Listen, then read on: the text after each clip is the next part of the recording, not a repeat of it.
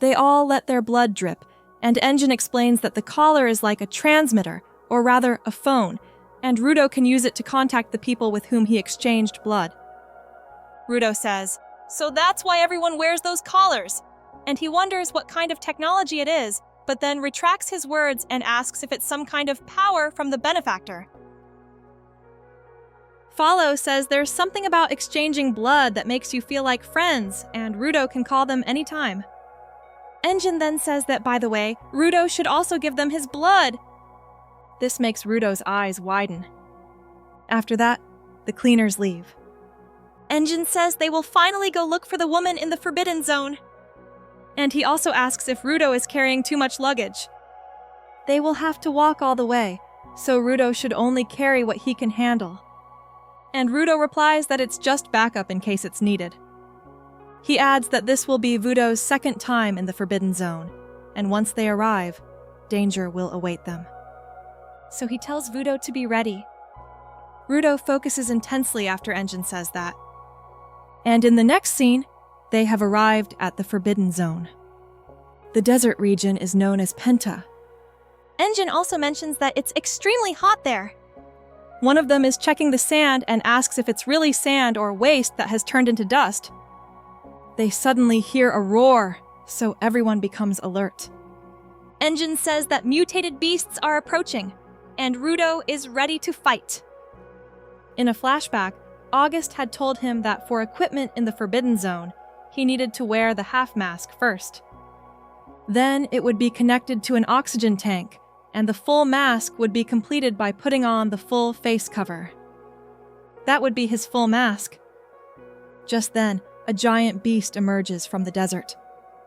It looks like a giant scorpion, and Rio remarks how huge it is. Her teammates have started observing it.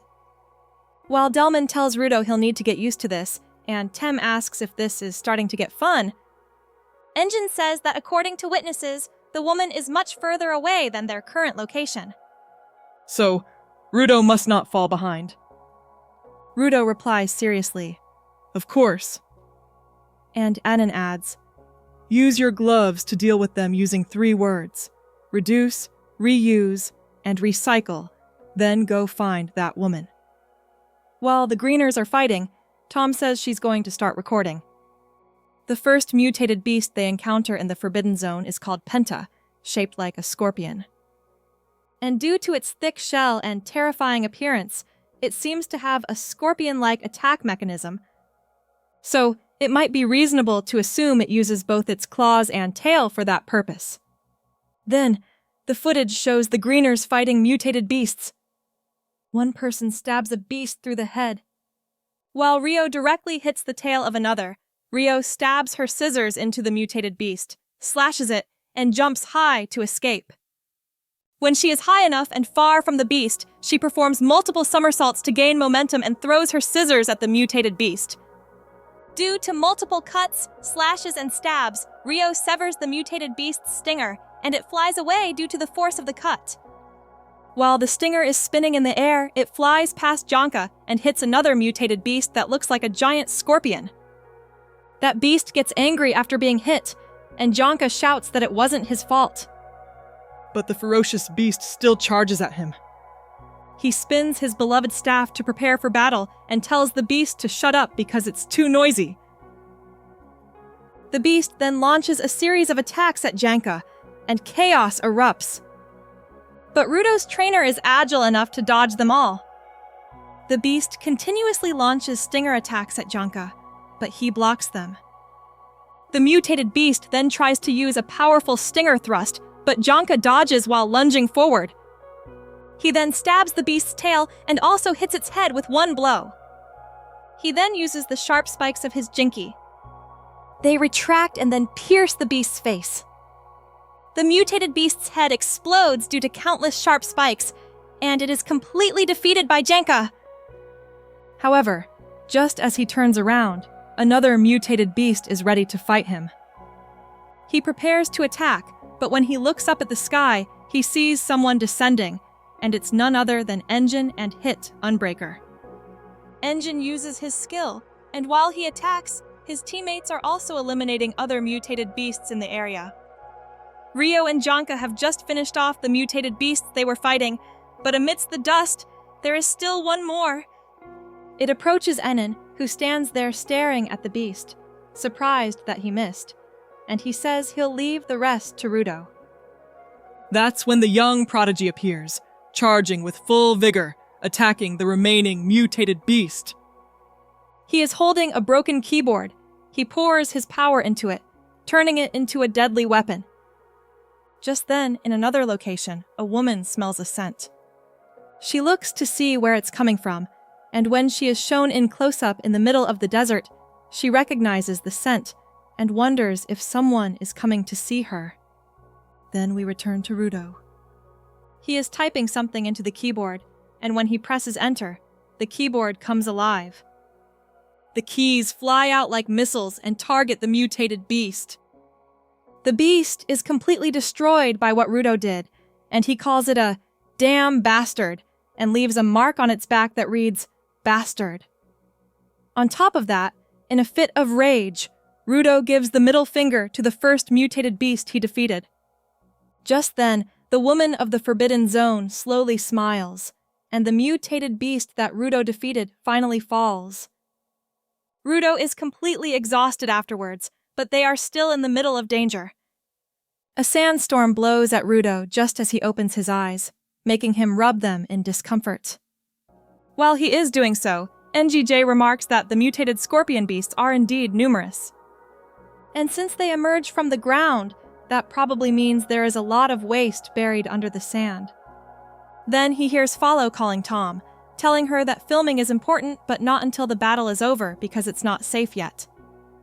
Tom replies that she knows that, but she's afraid she'll forget later. Besides, isn't it Follow's and the others' role to protect her in the Forbidden Zone? And she trusts him to do just that, but he still reminds her to be even more careful about the surrounding dangers. At the same time, a dark female figure emerges from the sand cloud, making Judo look in its direction, waiting for her to fully appear. He is confused to see a figure approaching from that direction, and then Delman suddenly appears behind him, shouting, "There you are!" Startled, Rudo quickly realizes it's just his teammate. Then, Tensi remarks about the giant sand cloud that just appeared. That's why they almost lost track of Rudo. Delman comments that Rudo seems fine and wishes he could have witnessed that heroic sight firsthand, so Tem reassures him that they will surely see more in the future. Delman intends to object, but Tem cuts him off, saying that next time he just needs to stay closer. Meanwhile, Rudo thinks to himself, "Thank goodness, because at least this time he was somewhat useful." Then, Rudo notices Delman seems to be trembling, so he begins to wonder what he just saw. Delman and Tai are both staring behind Rudo, where the woman emerged from the sand cloud. Everyone remains motionless as she slowly walks towards them, looking completely stunned. The woman's gait is unsteady as she approaches. Then she says, "I knew it!" confirming her suspicions and asking the cleaners if they all came here just to meet her. She speaks in the third person, calling herself Amo. In the next scene, Zapper is asking about the Forbidden Zone Penta, confirming its location with his boss. But the answer is that it's another area. While the boss stares intently at the TV screen, they are told that if they go there, they will find what they are looking for. Then we return to the woman, and she finally fully emerges from the sand cloud. Tensi asks her how long she's been there, and Delman replies that despite the bad visibility, he still can't believe he didn't sense the woman's presence. Enin and the others arrive, and Enin wonders if the woman is the one they're looking for. But Janka thinks it's too convenient. Rio adds that so far the woman doesn't seem hostile, so maybe they can ask her for directions. Rio then gets the woman's attention and asks if she has seen someone passing between heaven and this world. Janka immediately asks how she could ask the woman that. The woman stops and says yes, she is that person, making Rio say that she must be the one they're looking for. Aang remarks that they might have gotten lucky and suggests they listen to what she says before leaving. But before he can finish, the woman suddenly coughs, She says it smells bad there and is not good for her lungs.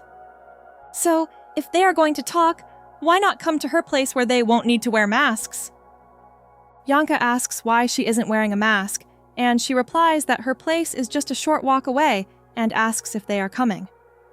Just then, Rio tries to get Enin's attention and asks if, given what the woman said, he would like her to go talk to the woman. Enin replies that they will all go because if the woman is planning something, he prefers to talk frankly, but if they have to fight, he will deal with her himself. Rio immediately asks if he's sure. Then Engine confidently declares that he is the best at adapting to any situation. In the next scene, they arrive at Amo's residence, where books are scattered everywhere and tiny ghosts are dispersed around. Rudo looks completely shocked by what he sees, and that's because Enin is on his knees, seemingly unconscious with some kind of liquid flowing from his mouth. It's caused by the woman, and the liquid continues to flow from Enin's mouth until he finally collapses, leaving Judo stunned, trying to understand how everything happened.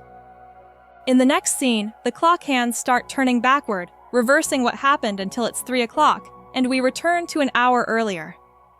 Amo is leading the cleaners to her place, and soon they arrive and are greeted by a giant staircase. The cleaners are stunned by the size of the place, and Engine calls it a giant mansion. Janka says he saw it when they were still approaching, but he didn't think it was actually someone's home. While Tom says she didn't know such a grand structure existed deep in Penta, and someone told her to record it. Rudo looks up at the towering building, thinking it looks as if they could almost touch the world. Just then, Amo calls them back and invites them in. Enin and Rudo are speechless, and as they all enter, Rio remarks that there are many things there that are overwhelming. Amo says the living room is a bit messy, so she'll only receive them in her room. She also tells them they can take off their masks because there's no unpleasant smell inside, so there's no need to wear them. And besides, isn't it a bit rude if they want to talk to her but don't show their faces? The cleaners have no answer to that and just follow her into the room. Then Amo is clearly delighted to finally see the cleaners' faces. She calls them cute, cool, and very elegant, saying she's really happy to see their faces. Tom starts recording what they see and writes something about the surprisingly luxurious interior of the top floor. But Chris tells her she doesn't need to record that. Meanwhile, Rudo notices something on one side of the room and wonders why there are so many objects there, even though they are in the middle of the desert. Then Amo snaps her fingers to get the cleaners' attention and asks what they want to talk about. Rudo looks at Engine, who nods at him, signaling him to speak. Rudo tells Amo that they want to ask about the person who can go up and down between heaven and this world, because they heard Amo saw that person. That's why they came to see her. Amo replies, if so, then they should talk about their ideal type. The cleaners are all stunned by her answer, unsure what she means. Amo explains that she likes people with strong scents because to her, scent is more important than appearance. She starts smelling the cleaners and says that among them, the one she likes most is the big guy, Delman. Rudo asks what she means, then grabs his shoulder. Enin asks Amo if she means that to get information, they have to talk about their ideal type as a payment. But Amo is confused about the payment for information part that Enin mentioned. Engine clarifies that they are there to gather information about going to heaven. So, talking about their ideal type for information is somewhat strange. But they will be friends with Amo. It seems Amo doesn't like that at all, so she falls silent, then suddenly gets angry and asks what they mean. She is angry at Enin's answer, accusing them of not really wanting to talk to her, or worse, seeming to just be trying to take advantage of her. She says she was happy to have guests from outside, but now it feels like they are just there to use her. And while she is saying this, Ong remarks that she has lost her composure. Amo then asks if they are one of those people who only want to see her if they have a reason. And she adds, "Are you kidding me?" She says she doesn't care if it's a lie or not, but if they just said they wanted to see her, That alone would make her happy. Ongen apologizes and says he should have said that, admitting that he is interested in Amo. But Amo yells at him, "Don't lie to me!" Amo declares that Enin is no longer her type, so she thinks to herself, "How annoying!" and asks her if he can say what he thinks. Then he asks if she can put on some clothes because he doesn't know where to look. Amo is shocked and trembling with anger. She shouts that he is the worst of them all because he is a man who cares what women wear, and she declares their friendship is over. At that moment, she seems to be using her boots as Jinky, and Engine is clearly annoyed, muttering that she is truly a Rudo. Meanwhile, Rudo notices something strange about the woman. His face shows recognition, and the mark on her boots is identical to the one on his gloves. This indicates a connection between them. Both begin to tremble, one with anger, the other with shock. Amo then says she'll leave the rest to a big guy, who turns out to be Delman, and just then he points something at Engine, who stands there, confused, not understanding what's happening. Then we return to the present where Engine has collapsed on the floor. Just then, the cleaners turn to Delman, and their faces show shock. Rudo asks what he did to Engine, but he looks dazed and distraught, not even aware of himself. Rudo observes how unusual Delman is and thinks something is wrong, so he accuses Amo of doing something to him.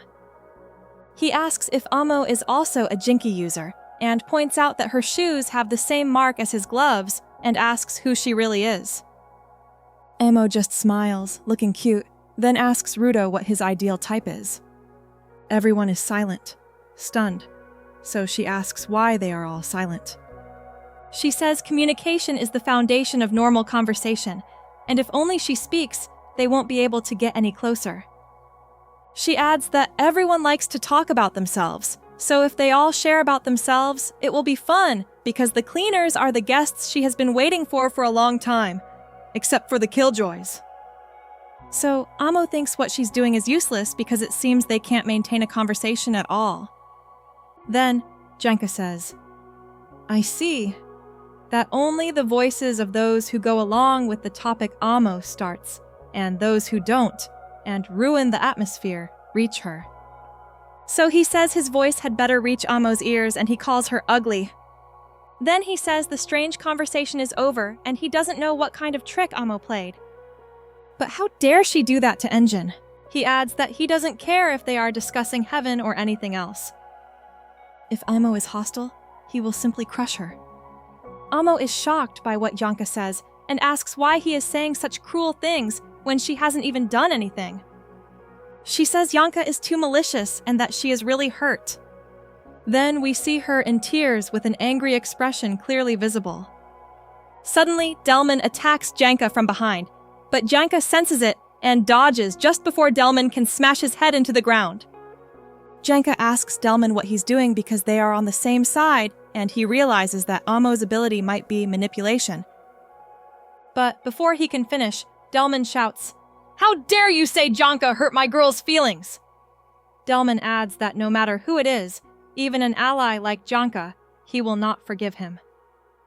He says Amo is the reason he fights and he will protect her because it is his great cause. This makes Amo blush with excitement. However, Tem says Janka is wrong because Delman is not manipulated, and those are his true feelings. Tem has been with him all this time, so he knows. Chris says he doesn't understand either, so he asks what exactly that means. Amo thinks for a moment and suddenly has an idea, then suddenly grins. She asks the cleaners if they realize that Delman has always been a fan of hers. Rudo, Follow, and Grease are shocked and ask since when, but Tai disagrees with her, saying that Delman is not the type of person to hurt teammates just for someone he likes. But Amo replies that Tem doesn't understand because for her sake, Delman would easily give up on anyone. Just then, Delman's Jinky rattles and begins to transform. While Amo says there's no other way because she didn't do anything wrong and she just wanted to talk. Then it is revealed that Delman's Jinky is a watering can which he calls his great dumbbell. Tensi frustratingly says that they only came for information, but this is becoming more troublesome. Rudo meanwhile looks worried, wondering why things always have to end in a fight and blaming himself for what's happening. Someone tells him that it's actually his fault, and he turns to see who said that, confused. It feels like he has returned to the past when everyone called him a criminal because of his parents, called him filthy, and that he would dirty others too. They used to chant filthy at him, and now Amo says the truth is that there is another cleaners among them who is a fan of hers. All she really wanted was for everyone to have fun talking together. But if someone ruins that fun, then perhaps Rudo will be punished. And now he looks truly terrified by what he is seeing. Just then, he is surrounded by sky guards and he doesn't know what to do out of fear. One of the guards approaches him and tries to grab him, but he tells him why they are there. The person approaches him, just staring at him, and suddenly pulls him. Just then, he wakes up back to the present where Tensi is yelling at him, asking what he's spaced out about. And it turns out it was he who pulled him because he was about to be hit by a stream of water from Delman's attack. The attack hits a wall, breaking it due to the tremendous pressure, and Tem looks over at Delman. Delman says, "Don't dodge my watering can," while Tem explains to the other cleaners that Jinky is Delman's past and was born from his desire to grow plants. When someone is hit by Delman's water, they will grow larger, just as its name implies. That's why it can control the water content of any object. And since humans absorb water like a sponge, they will inflate like a balloon. Then, Tensi asks the others what they think would happen if humans absorbed too much water and says that they would explode. At that moment, Tom has taken care of Engine, and Janka remarks that the watering can must have attacked from behind with a flashy appearance. So he wonders how Delman could attack without Enin noticing. Tensi replies that Delman's sprayer changes depending on its use, and it had switched to silent sprayer to attack Enin. However, he says that Delman had never used it on a person before. So it must certainly be caused by that girl. But before he could finish, Rio interjects saying that she doesn't understand what Tensi means. So now she will go and make Delman obedient. She walks towards him and adds that she must pluck out the cause of his instability. And Janka warns her not to go alone because Delman is too troublesome as an enemy and they must cooperate before someone else gets hit. Just then, Rio recalls what Amo had said earlier, that another among them secretly was a fan of hers. While Janka is talking to her, Rio whispers that she can't trust anyone right now. But suddenly, Janka shouts that someone is right in front of her. And when she looks, Delman's Jinky has aimed at her with water pressure adjusted to strong. A huge stream of water breaks one of the walls in Amo's house. And as the debris falls, Amo is really impressed by how wonderful Delman's weapon is.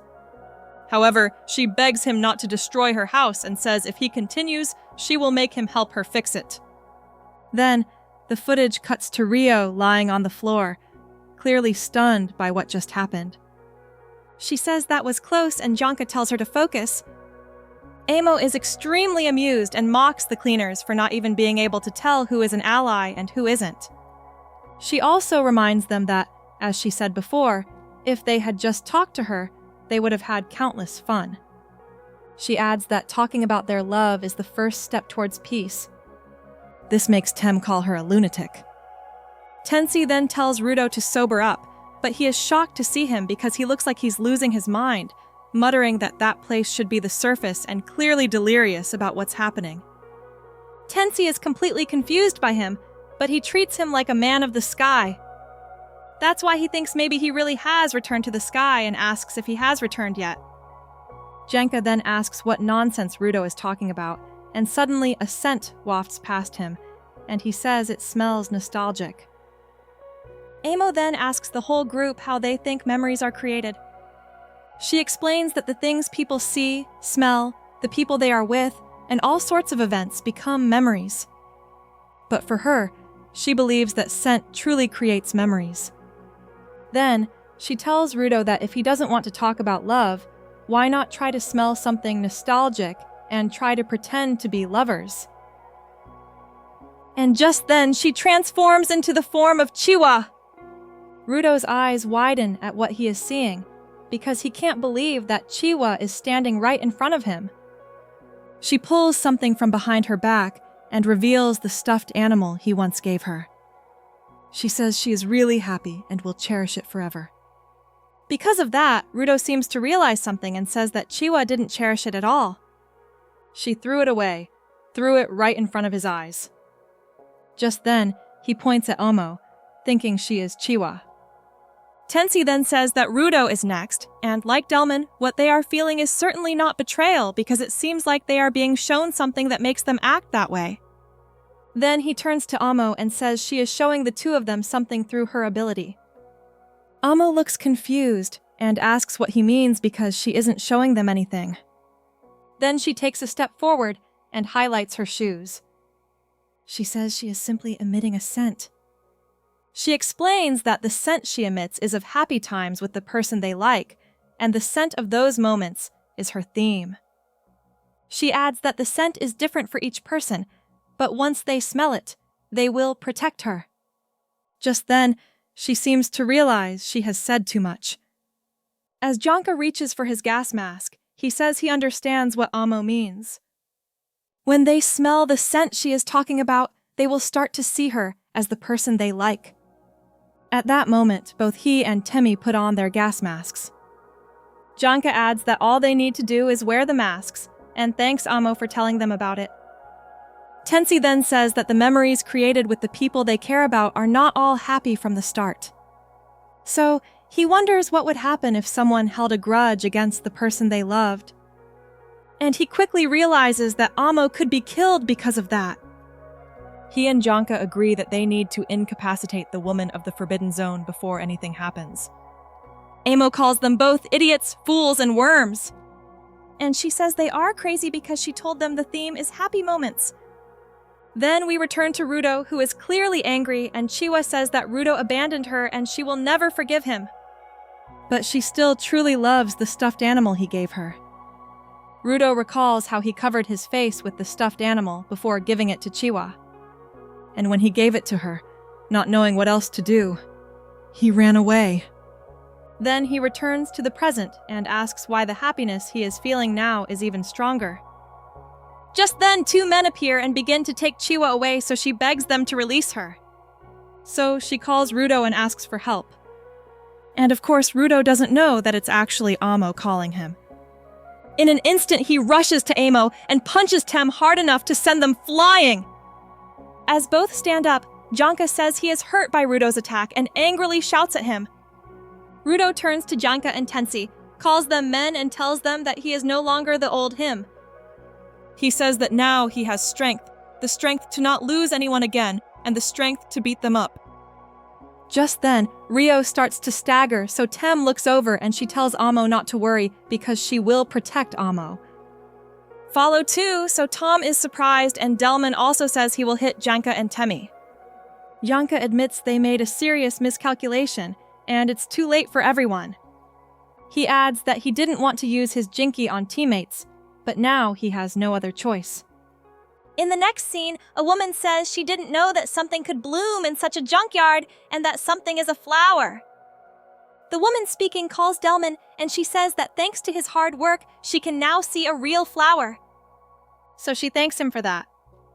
But Delman replies that one flower is not enough and he will fill the house with those flowers. That woman is Delman's wife, and just then he is looking at Amo as his wife. The cleaners stand beside Amo, ready to protect the woman of the Forbidden Zone. Delman, Rudo, Rio, and Follow are all there. Although Amo doesn't know their names, she remarks that it's all her fans. So, Tensi and Janka are still going to be spoilsports? Tensi then talks to each of his allies, asking them all to endure what he is about to do. And while saying so, he pulls out a stick with a spool of thread attached to the end. He activates his power through it and then slams it to the floor, declaring it his Jinki, which he names Tucson. That only makes Delman even angrier. While Timmy begins to approach Amo with Janka beside him and Grizz right behind. To Delman, they look like people who hurt his wife. So he calls them bastards. He charges at them, shouting that he will never let anyone hurt his wife again. and Rudo, Rio, and Follow charge in with him. They rush in from different directions, surrounding the pair. That's when Tem fully focuses, spins his spool, and unleashes a series of threads he calls a net. The threads fly across the room, wrapping around Rio, Delman, and Follow, all of whom are stunned by what's happening. The threads bind them tightly and hang them suspended in midair. With that, no one is left to protect Amo. She asks what the hell is happening and why a string suddenly appeared, making her room look like a mess, then orders her guardians to do something. However, none of them can do anything. Rio tries to struggle free but only ends up hurting herself. According to Tensi, they shouldn't move too much because the more they move, the more tangled the threads will get. That's why he apologizes to them. He thinks the pain might help them sober up, but it doesn't seem to work. Amo calls them bad people, and from the way Tem speaks, it seems like he is experimenting on his own friends, even though he is hurting them. However, that experiment failed because if it was truly for her benefit, no matter how badly his guardians were injured, they would try to escape, even if bleeding to death. Amo also realizes that Tensi's Jinky is a thread winder, and he asks her if she knows that device was originally used to wind thread. And as he says that, he spins his Jinky again. He announces that the winding of the Guardians is complete, and with that, the capture of the crazy woman Amo, who is now hanging suspended in mid-air. Inside Amo's house, Tem has successfully restrained her with his threads. As she hangs upside down, Tem orders her to immediately return everyone to normal. Janka is surprised by his quick action. Everything is happening strangely in many ways, and he admits it's a bit awkward, especially since he didn't even get to do anything this time. Tensi disagrees, saying that just realizing they were dealing with more than one enemy mentally stressed them out. In his opinion, even Janka calling Amo ugly was particularly effective. In the back, Riss slowly walks over to Tom. He is relieved to see her wearing a mask. When he asks about Enen's condition, Tom replies that there's still no response. She simply put a mask on him as a precaution. Grizz tells her that they need to take him to their medical team immediately. Tensi glances back, clearly affected by the situation. Meanwhile, Amo is squirming and complaining that it hurts too much. She says it's been a long time since she was treated so roughly and calls Temsi the worst, cruel, and heartless. Then she screams and suddenly bursts into tears. As she cries for help, something strange happens. Follow, Rio, Rudo, and Delman suddenly regain consciousness and energy. Janka is confident that they won't be able to move due to Ty's restraints, but the cries for help seem to have given them more energy. The threads one by one begin to break. Amo shouts that what they did is unforgivable. She warns Ty and Janka that once she gets out, she won't let any of them leave alive. All their teammates have escaped the restraints as she continues to cry and act pitiful. Tensi sighs and says, "That's enough." Clearly, she really likes that. He agrees to let her go this time. He raises his weapon and slams it to the floor. The impact activates his threads.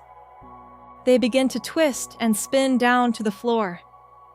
Delman is shocked and asks what's happening. The giant spool of thread spirals downwards, digging through Amo's room until it creates a deep hole. Janka uses his staff to grab the edge of the hole. And when he looks down, he can't believe what Temsi just did. Their teammates fall straight to the bottom, and Janka remarks that it was excessive. Their teammates lie sprawled on the floor, forcing him to jump down, clearly worried about them. But Tensi simply says that everything is fine. As he lands, he can't accept that statement. Not after seeing the condition of their teammates.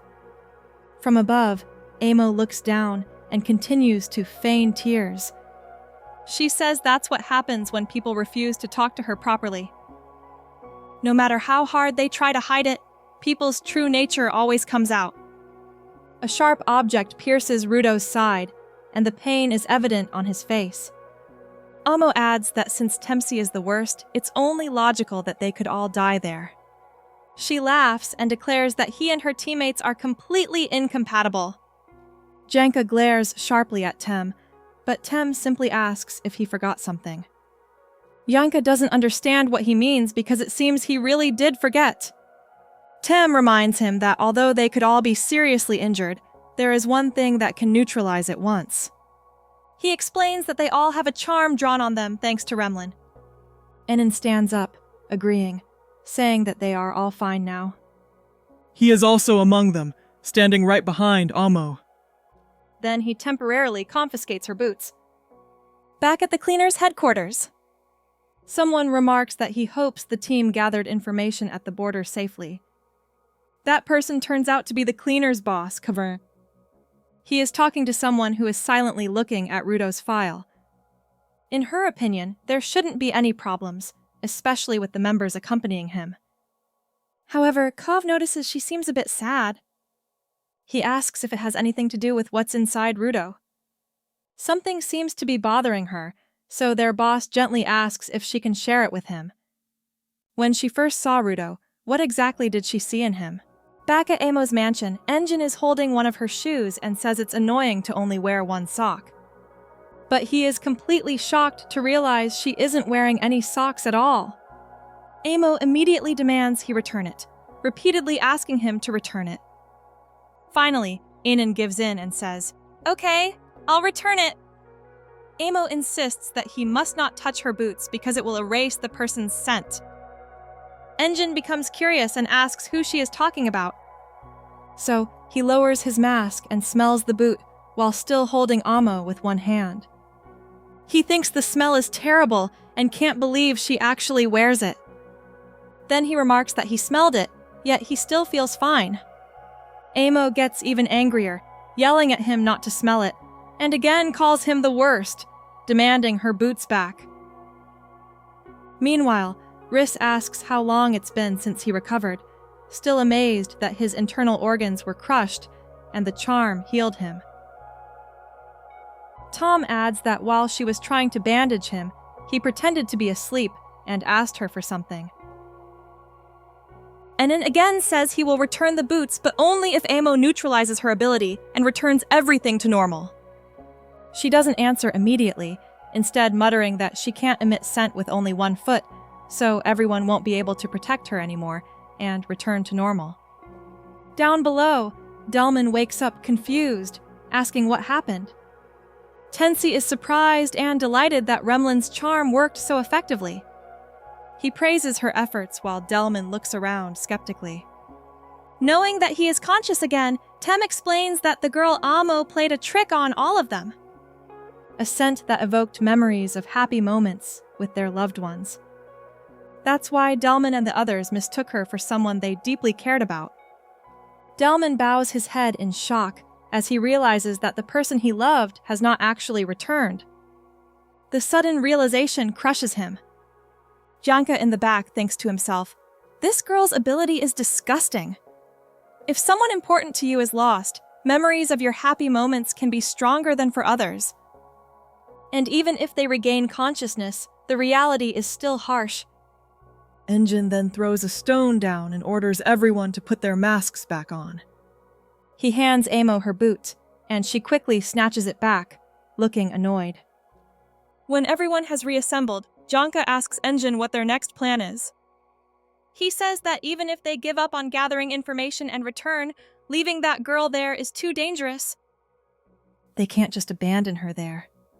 Engine thinks for a moment, then replies that she is just a girl whose only ability comes from her Jinky.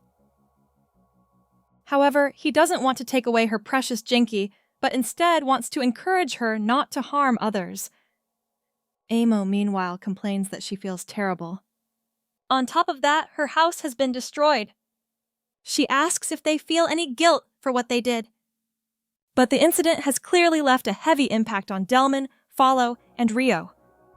Janka becomes irritable at her attitude. Rudo, meanwhile, takes off his mask. Janka notices and asks what's wrong with him. Back to the conversation between Koval, Samil explains that she has met all kinds of people. But whatever it is in Rudo, It's something none of them have. It's not just his jinky, but also his gloves. There's something different about them. The scene cuts back to Rudo. He stares at Amo and starts walking towards her. Amo smiles as she notices he has taken off his mask and teases him, asking if he's captivated by her scent. But Rudo just continues to stare, then suddenly raises his fist and punches her in the face. The cleaners and supporters are stunned by his action. Even Amo herself is shocked and doesn't understand why he did it. Rudo's expression has changed. He looks very serious, as if ready to kill her. He throws a series of punches, his eyes full of rage. Amo is covered in blood from being beaten. Samil speaks up, expressing concern, saying that something inside Rudo is growing. The cleaners try to restrain him as he continues to attack. Samil adds that whatever is inside Rudo, it has the potential to destroy the world, classifying it as a curse. The cleaners call Rudo, trying to pull him out of his rage, telling him that's enough, but he continues to attack relentlessly. They say he has gone too far. They ask him what's wrong and urge him to stop. Rudo breathes heavily after treating Amo like his punching bag.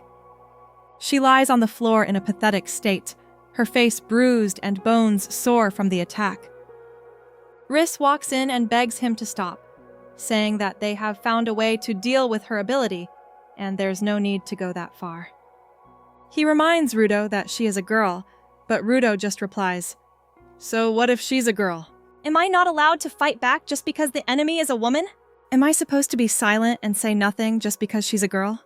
Am I supposed to ignore everything even after she kills my friends? Rudo says he can't do that. Grizz tries to explain that's not what he meant. It's just not right to hit a helpless girl. But Rudo insists she's not helpless. She is a jinky user. He blames Amo for the mess they were in from the start. It wasn't just what was outside. She mocked them, trampled on them from the inside. That's why she needed to be hit. Grizz is silent, as are the other cleaners around them. Engine then walks in, calmly asking, If that's what you really think, then what about the information? That seems to pull Rudo back to reality. While Amo lies on the floor completely beaten and bruised, Rudo looks up at Enin, worry and regret clearly visible on his face. Engin pulls Rudo aside and says they need to talk. He instructs Tom to treat Amo, and she immediately goes to help. Outside the room, Enini and Rudo sit down near the door to rest. Rudo is sweating with anxiety while Enin closes his eyes. When Rudo glances at him and sees he's still silent, he asks why he isn't saying anything. Engin replies that even if he doesn't say anything, it seems Rudo has already realized it himself. He forgot what he had to do and just indulged his emotions. Rudo is silent, knowing he's right. He admits that when he was up there, he often repressed himself. No matter what people said, he was told not to get angry, to endure. But when thrown into the abyss, he believes that if he continues to repress, he will continue to fail.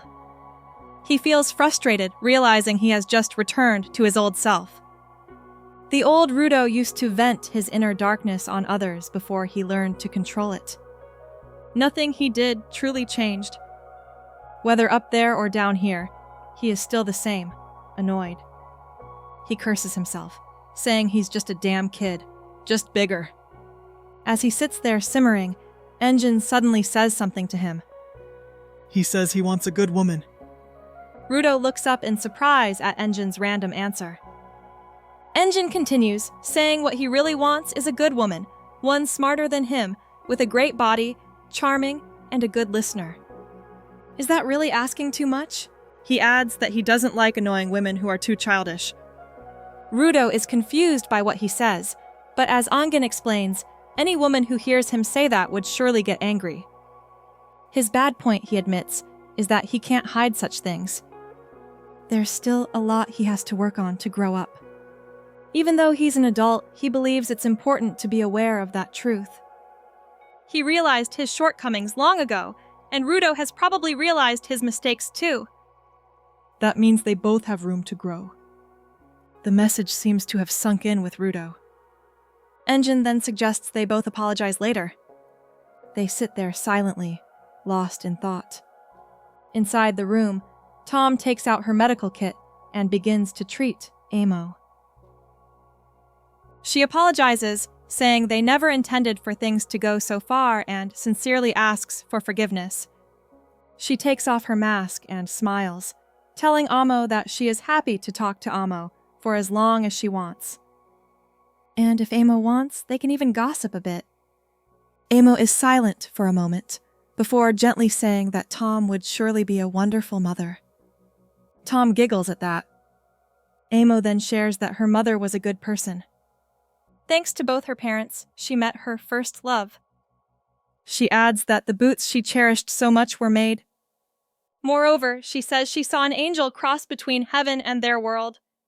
Tom is stunned to hear about angels and crossing from heaven to their world. Realizing that Amo has revealed the information they were looking for, she immediately asks what exactly Amo meant. As Amo looks up, she recalls a childhood memory. Back then, she was just a little girl, and when she looked up, she told her mother that she saw a bird. It was black and white and black. She said it looked soft and cute. Her mother turned to her and said that Blackbird could never love her, so they should be silent. Amo stopped and wondered why, then suddenly shouted that she hated it. She repeatedly yelled, "I hate you!" at the bird and told it to go away. And so it flew away. She said she wouldn't be fooled by it and called it foolish. Her mother looked at her again and told them they would go.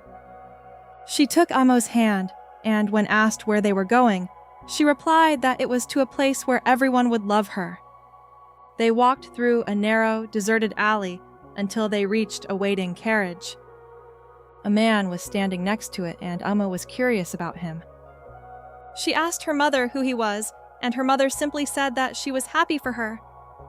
Without that man, no one would love Amo. She said she was glad to know Amo would finally be happy. Little Amo couldn't understand what she meant, while the man just stared at her. He smiled brightly when he saw her, especially when she happily asked if he loved her very much. Amo happily skipped towards him while the man smiled and handed something to her mother. Money in a bag.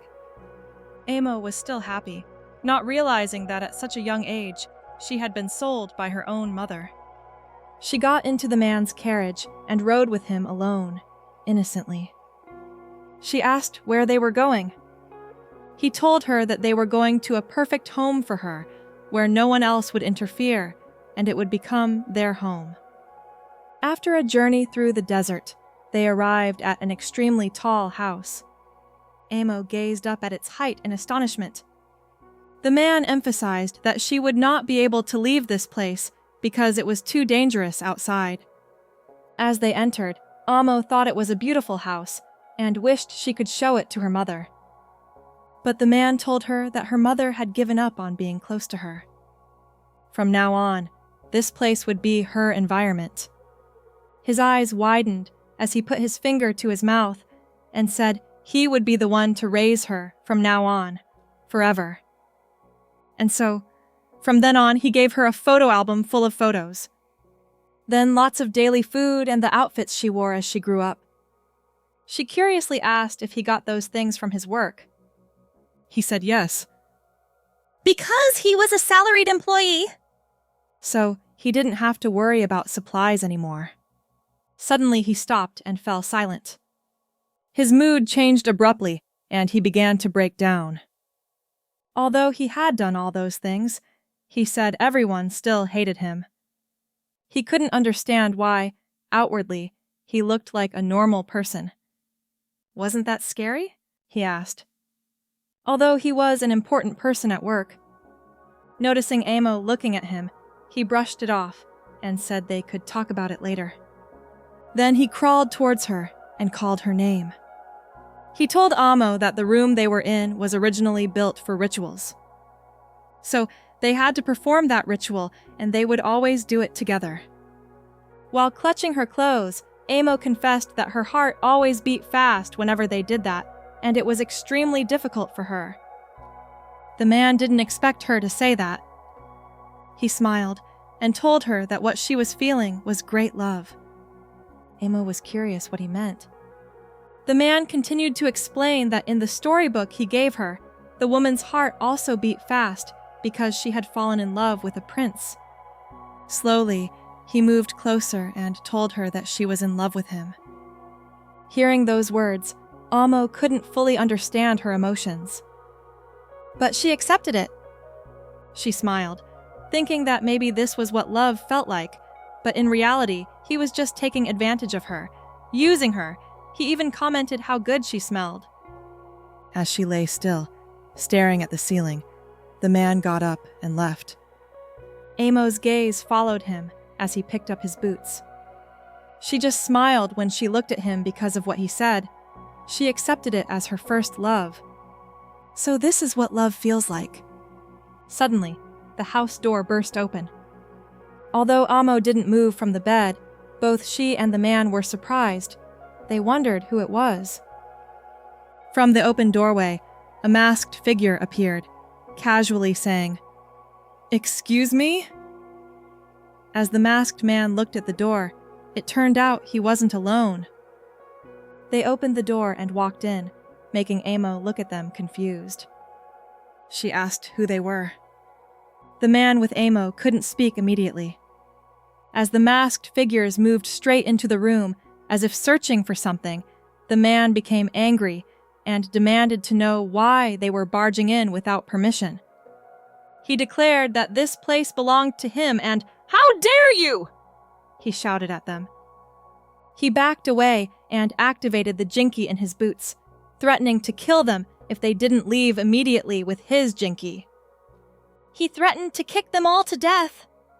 But the masked intruders noticed the symbol on his boots, and then they acted. One of them moved with terrifying speed along the edge of the room, and, to the man's surprise, delivered a fatal blow.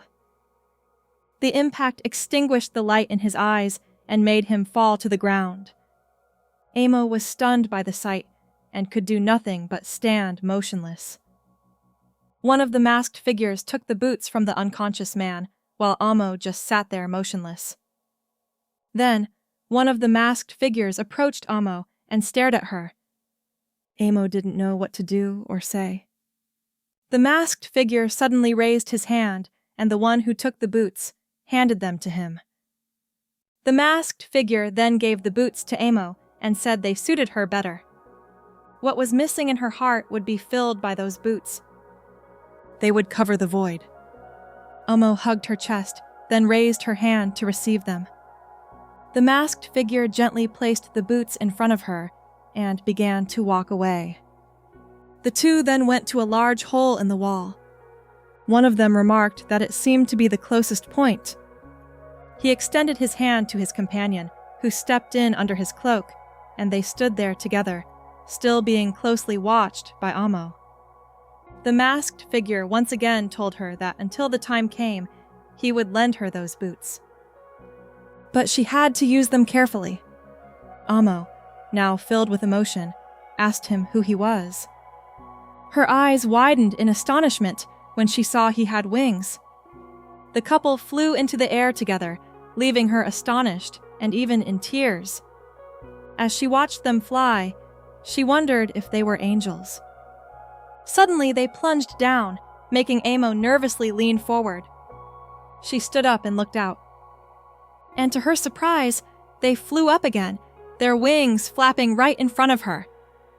They flew higher and further, and Amo couldn't take her eyes off them.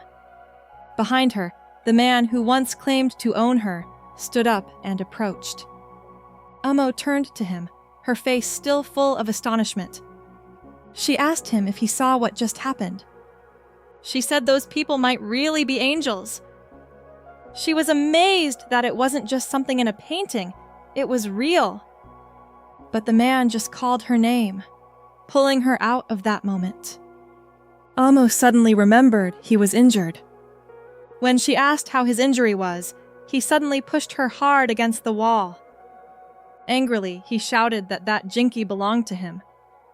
He accused her of stealing the boots and called her a bitch. He asked if she really thought he would let someone like her touch them. Amo was stunned by the accusation. The man raised his leg and began to kick her violently, shouting, "Thief!" over and over again. How many times? He asked. He would have to teach her a lesson before she understood. As she endured his abuse, something stirred inside Amo. Somehow this time it felt different. She thought to herself that although she usually felt nothing, as if she had lost the ability to feel anything, now there was a strange sound coming from her heart. That confused her. Was it because of these boots? She recalled what the seemingly angel-like person had told her earlier, that these shoes were for her, that they suited her better. And if that was true, then it meant she was the rightful owner of these boots. She hugged them tightly to her chest and whispered with firm conviction that she would never give them to anyone. Never. Back in the present. Rudo walks into the room and approaches Tom and Amo. Tom immediately looks worried when she sees him. Rudo looks a bit awkward, not knowing how to talk to them. Just as he is about to say something, Follow calls him and asks where he's been because the girl has started talking about the information he's looking for. Rudo is shocked to hear that. Amo continues to share her past. She recounts when the man she lived with suddenly became gloomy and beat her. While holding the boots, he wondered how and why the Jinky reacted to her. That should have been impossible because Jinky are bound to their users. He wondered why it reacted to someone else. Amo is clearly nervous, swallows, and replies that perhaps it was never truly his in the first place. She admits she doesn't fully understand what Jinky is, but she believes it suits her better than anything. She says the boots fill a void inside her. Sitting quietly, she explains that it feels like she has finally found what was missing inside her, like an old battery finally starting to work again. That's what it feels like. So, is it okay? She asks. If the boots belong to her now, the man laughs and suddenly moves closer. He insists that no one can arbitrarily take away another's legal property. Then, he snatches the boots from her hands. He says that perhaps she still doesn't understand about that hole on a basic level. Amo is confused, asking what he means. Didn't he also take other people's things? Moreover, she argues, she tried to be a good girl, and even the angel said the boots suited her better. So, perhaps, just perhaps, they could really be hers. He suddenly asks her what's wrong, still clutching the boots. He demands to know why she isn't listening to him now. Is she really saying she won't listen to him anymore? Amo is clearly distressed and confused. She says there are too many emotions inside her now. She is trying to be brave. On top of that, she admits she is becoming restless. So she starts to consider doing something bad. Still refusing to let go of the boots, she begs him, saying this will be her first and last selfish request. Please give her the boots. She asks why he wants them so much. The man stops for a moment and stares at the boots in her hands before suddenly shouting that he already told her. That is impossible. Amo bows her head, trembling with fear, but she still doesn't let go. He irritably asks how many more times he has to say it. Those boots belong to him, and only to him. That's enough. No matter how many times she begs, he will not give them to her. Frustrated, he shouts that she is really starting to annoy him and orders her to let go of the boots immediately. Hurry up and do it! Overwhelmed by the chaotic emotions inside, Amo suddenly screams at the top of her lungs. Through tears and frustration, she repeatedly screams, "Why?" Is that all she's asking? Why can't he listen to her? Doesn't he love her? The man, now angry, raises his leg and kicks Amo hard in the stomach. But even then, neither of them lets go of the boots. Amo retaliates and kicks him back in the stomach, causing him to grab her hair and pull her down. They continue to struggle violently. Both are too angry and obsessed with the boots. No one is willing to let go. In the chaos of the struggle, the man loses his balance and is thrown towards the large hole in the wall. He didn't anticipate that. As he begins to fall, he reaches out to Amo as if begging her for help. But she just stands there watching him. She looks him straight in the eyes as he falls. He falls from a great height, and Amo witnesses his death with her own eyes. Standing by the hole, she stares into the void below, stunned. Then out of nowhere, she begins to laugh. The emotions inside her swirl in confusion, grief, disbelief, and liberation. Everything feels surreal. She collapses, unable to understand what just happened. She wonders why things turned out this way, how they lived their lives, why she was taken to that place in the first place. Why did her mother introduce her to that man? As she looks at the boots, the answer comes to her. It's because she was sold. Her mother sold her. Conflicted and overwhelmed, she thinks to herself that there's something wrong with all of this. And now she understands. She picks up the boots he left behind and smiles to herself. All of this, she says, is for love. She presses the boots to her face and inhales the scent, clearly satisfied. That man, the one she called him, was her great first love, and she would never forget him.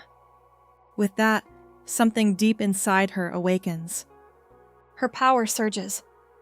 She decides that she wants to meet more people in that desert. She yearns to be loved by all kinds of people. Months pass after the death of the man she once lived with. One day, while wandering the desert, Amo sees them again. The creatures she calls angels are returning. Back in the present, Amo continues her story that the angels have returned. While drawing on the ground with a stone, she adds that those angels killed someone. The supporters and the cleaners listen in complete silence, absorbing every detail she shares. Her words plunge them all into deep thought. Chris can't believe the angels just appeared out of nowhere. Meanwhile, Tom feels sympathetic towards Amo, admitting that past must have been very painful. Follow raises a question. Are they really angels, or could they just be people from above? Jonka offers his hypothesis, suggesting it's likely just a winged Jinky user. However, Tem is not convinced. To him, Amo seems unstable, perhaps even paranoid. It's possible the whole thing is just an illusion. Rio then asks about the method, how they crossed the boundary. Amo answers directly. They fly with wings! But the team still has many unanswered questions. Where did that angel come from? Did it really disappear into the horizon? The whole situation remains a mystery. Enin has been listening silently all this time. He finally asks a crucial question. Exactly when did those angels return? Still drawing, Amo replies that it was about a month ago. As she says that, his gaze shifts to Rudo. Because that was also when Rudo came to the abyss? Everyone is stunned by the strange coincidence. Meanwhile, Rudo approaches Amo, looking at what she is drawing on the ground. When he gets a closer look, something in the drawing catches his attention.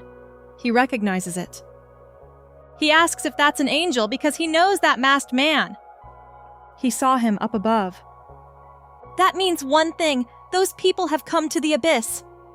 Although there were originally two of them, Rudo's teammates are speechless at what he just said. As they process his words, he thanks Amo for the clarity. He says he doesn't care if those so-called angels came here to find him or for some other reason. Because if they are down there, he will hunt them down. He promises to do everything in his power to find them. He will discover the truth about how to return and demands to know why they killed Lecto. Someday, they will apologize right in front of Lecto's grave. Then just like that, the darkness in his eyes vanishes, and the old Rudo reappears. Still kneeling beside Rudo, He hears her call his name. She points out that, like her, the gloves Rudo wears have turned his heart into a human heart. And she is sure that their Jinki have excellent compatibility with their wounded humanity. She learned that she shouldn't try to fill the void inside her with everything, because what they already have is more than enough to fill the voids inside. Their own things are enough. She confesses that she has regained them. She has regained the emotions that a human being should have. But now that she is human again, she has begun to realize the truth about some things. Tears stream down her face. She finally understands what he really did to her all that time. And with that realization comes a heavy burden. It's sad to be alone. This touches Rudo. Amo gently wipes away her tears and admits that more than anything, she wants to feel needed by someone, but the thought of leaving the desert terrifies her. So instead, she stayed, waiting for someone to come to her.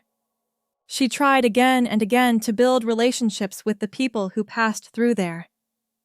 But in the end, it never really worked. Now she knows Rudo has come to apologize. Before he can say anything, Amo stops him. She tells him that he doesn't need to because they are the same. But she retracts her words and says, "Actually, everyone is the same. Everyone just raises their hands to hurt others. That's why the world will never change." Rudo stands silently absorbing her words. After a moment, he raises his hand and offers it to her. He sits down and says that they should reach out to others together. Rudo admits he doesn't fully understand how to do that, so they should learn about it together. Amo smiles, her tears drying on her face. She says that he did the right thing right now. Shortly after, the entire team descends the stairs, ready to leave. One of them asks if Amo is really not coming with them.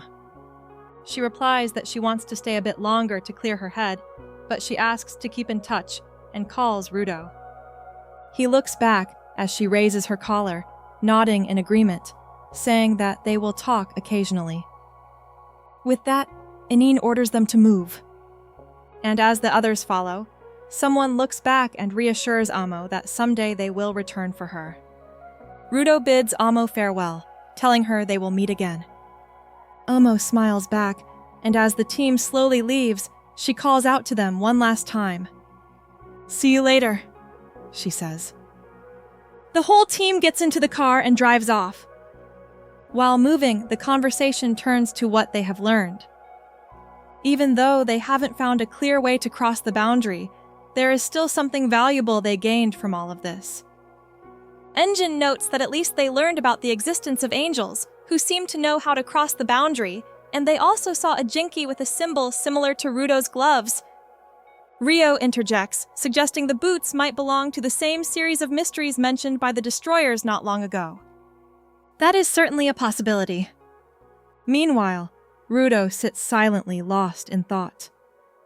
Back at Amo's house, she quietly talks to herself, thinking about the angels again.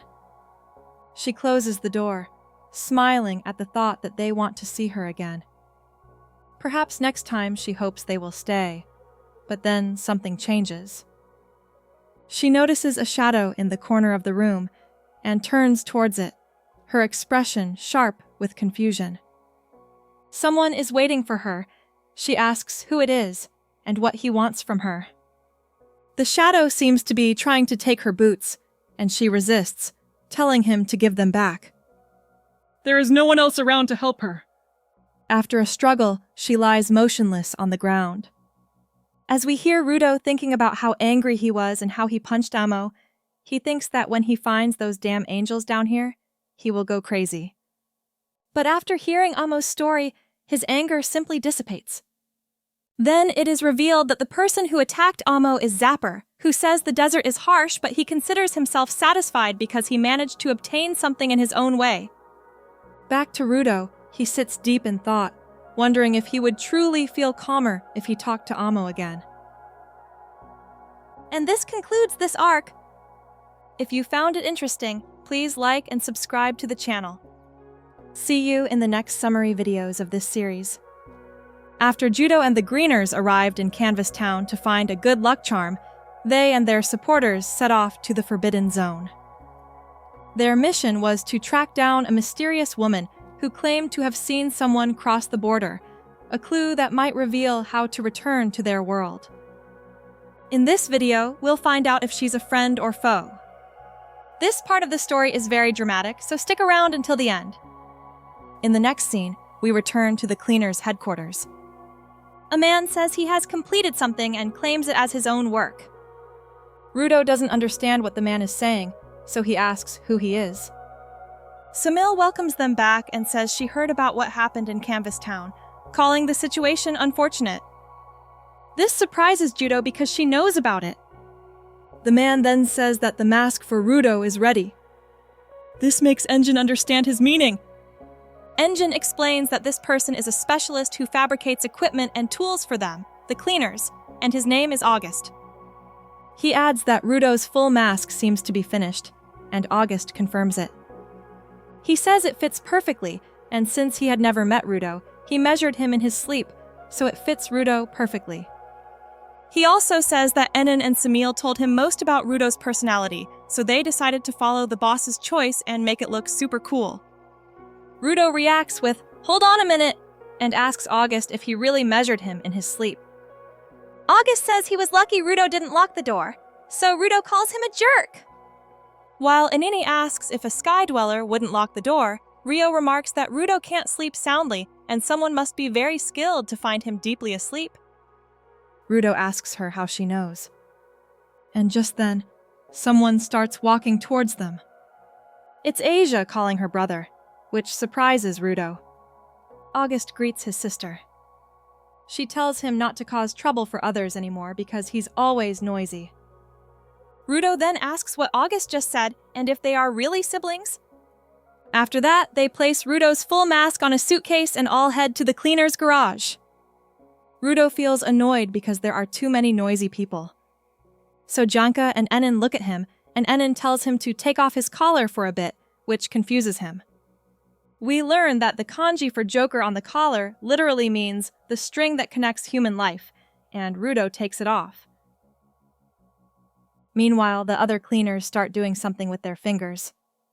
Some bite them, others use scissors to cut. Rudo is shocked and asks what they're doing. Engine reassures him and asks for his collar.